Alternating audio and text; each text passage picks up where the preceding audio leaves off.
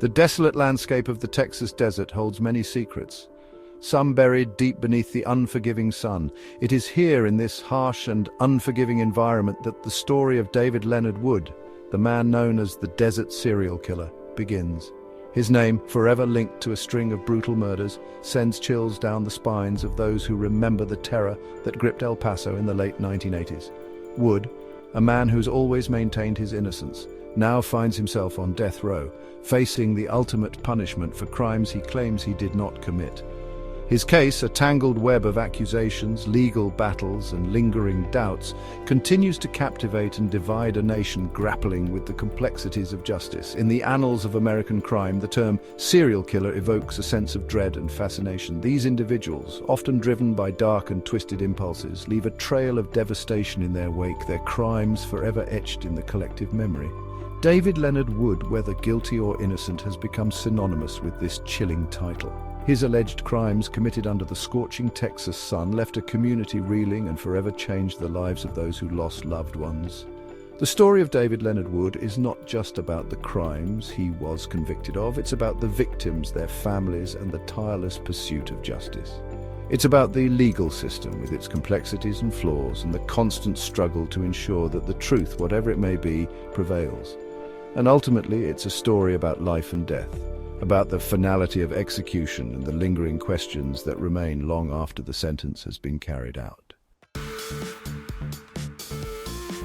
The year 1992 marked a turning point in the case of David Leonard Wood. After years of investigation and a trial that gripped the nation, Wood was found guilty of the capital murder of Ivy Susanna Williams, a young woman whose life was tragically cut short.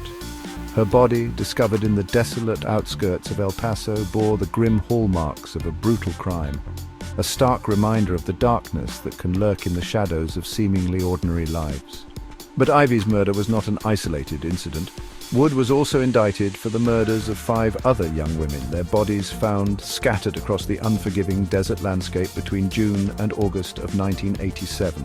Dawn Smith, just 14 years old, Desiree Wheatley, a mere 15, Angelica Frausto, a vibrant 17-year-old, Karen Baker, only 20, and Rosa Maria Casio, 24, all fell victim to the brutal reign of terror that had gripped El Paso. Their names, forever etched in the annals of this tragic case, serve as a stark reminder of the human cost of violence. The discovery of each victim sent shockwaves through the community, shattering any illusion of safety and leaving residents to grapple with the knowledge that a predator lurked among them. Fear and suspicion cast long shadows as families mourned their loved ones, and law enforcement raced against time to find the person responsible for these heinous acts. The weight of these unsolved murders pressed heavily on the city of El Paso, fueling a collective desire for justice and closure. The prosecution, armed with what they believed to be compelling evidence, presented a case that painted Wood as a cold and calculating killer, a man driven by a dark and sinister impulse.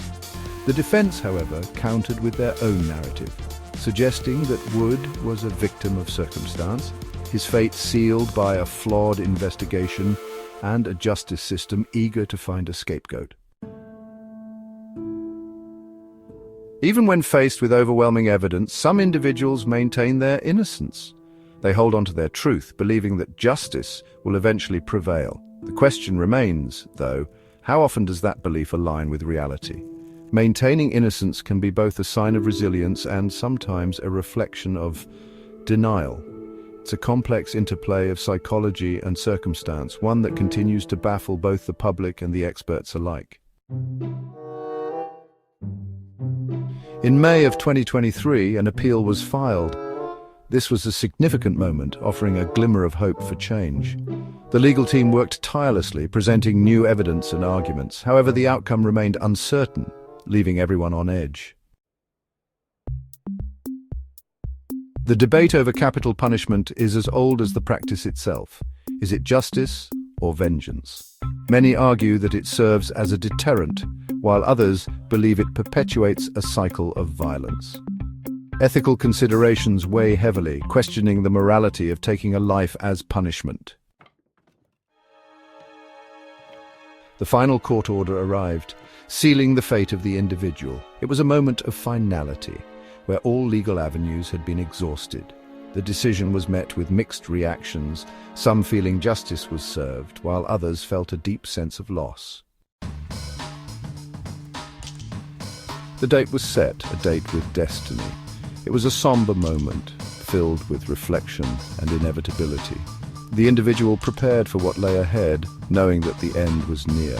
It was a poignant reminder of the gravity of the situation and the irreversible nature of the decision.